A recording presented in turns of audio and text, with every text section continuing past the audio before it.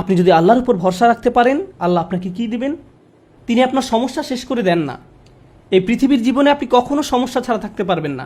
যদি সমস্যা চলে যেত তাহলে ইয়াকুব আলাইহিস সালামের জন্য আমাদের তুলনায় অনেক আগেই সেটা দূর হয়ে যেত। যদি ঈমান থাকার মানে হয় আপনার কোনো সমস্যা থাকবে না, তাহলে মরিয়ম আলাইহিস সালামের কোনো সমস্যা থাকা উচিত ছিল না। রাসূল সাল্লাল্লাহু আলাইহি সাল্লামেরও কোনো সমস্যা থাকার কথা ছিল না। আল্লাহর কাছাকাছি মানুষদের জীবনী পড়লে আপনি দেখবেন তাদের জীবন ছিল সমস্যায় পরিপূর্ণ, বড় বড় সমস্যা।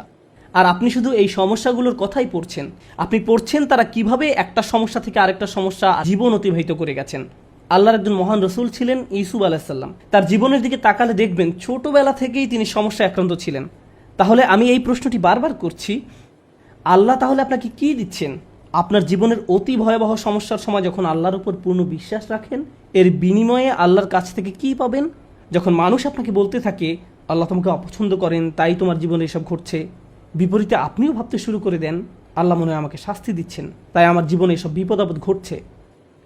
সেই মুহূর্তে যদি আপনি আল্লাহ সম্পর্কে সুধারণা পোষণ করতে পারেন, আল্লাহর প্রতি ভালোবাসা, নির্ভরতা এবং বন্ধন বজায় রাখতে পারেন যে না, আল্লাহ আপনাকে কখনো ছেড়ে যাবেন না, এর বিনিময়ে তিনি আপনাকে কি দেবেন? তিনি সে লোকের হৃদয়কে পথ দেখান। আমি আপনাদের গ্যারান্টি দিচ্ছি, যদি আপনার সমস্যা চলে যায়, যদি সে সমস্যাটা অর্থ সংক্রান্ত হয়ে থাকে, এরপর অর্থ আসতে থাকে, যদি এটা পারিবারিক সমস্যা হয়ে থাকে এবং সমস্যাটা দূর হয়ে যায়, এই দুনিয়ার কোনো অর্জনই সেই একটা গিফটের তুলনায় কোনো মূল্য বহন করে না। আর সে একটি গিফট হলো ইয়াহদি কলবাহু, তিনি সে লোকের হৃদয়কে পথ দেখান। আপনার অন্তরে প্রশান্তি থাকবে, জীবনে যাই ঘটুক না কেন আপনার মুখে তখনও হাসি থাকবে। তখন মানুষ আপনার দিকে তাকিয়ে বলবে, আরে তুমি হাসছো কেন? তুমি কিভাবে ঠিক আছো? দেখো না তোমার কি অবস্থা হয়েছে। আপনি তখন বলবেন, হ্যাঁ সব ঠিক আছে। যদি আপনি এই আচরণ রপ্ত করতে পারেন, এমন অনেক মানুষ রয়েছে যাদের টাকার কোনো অভাব নেই, তারপরেও তারা ঘুমাতে পারে না।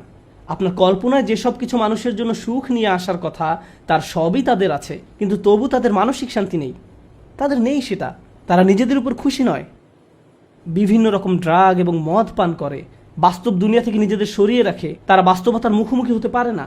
অন্য মানুষরা তাদের ভিডিও দেখে বলে, ওয়াও, তাদের বাচ্চাদের দোলনাটা কি সুন্দর, তাদের গাড়িটাও কি চমৎকার, আমরাও এগুলো চাই। ইয়া লাইতালানা মিসলা মা উতিয়া করুন, ইস কারুনের যা আছে আমার যদি তা থাকতো। বসের মতো জীবন। পক্ষান্তরে আপনি যদি আল্লাহর দিকে ফিরেন, তাহলে তিনি আপনাকে এমন কিছু দান করবেন যা কোনো টাকার অঙ্কে কেনা সম্ভব নয়। খ্যাতি বা জনপ্রিয়তা যা আপনাকে দিতে পারবে না। আর তা হলো ইয়াহদি কলবাহু, তিনি আপনার হৃদয়কে পথ দেখাবেন। এটাই ঈমানের সর্বশ্রেষ্ঠ পুরস্কার। এটাই হলো বিপদে পড়ার সর্বশ্রেষ্ঠ পুরস্কার।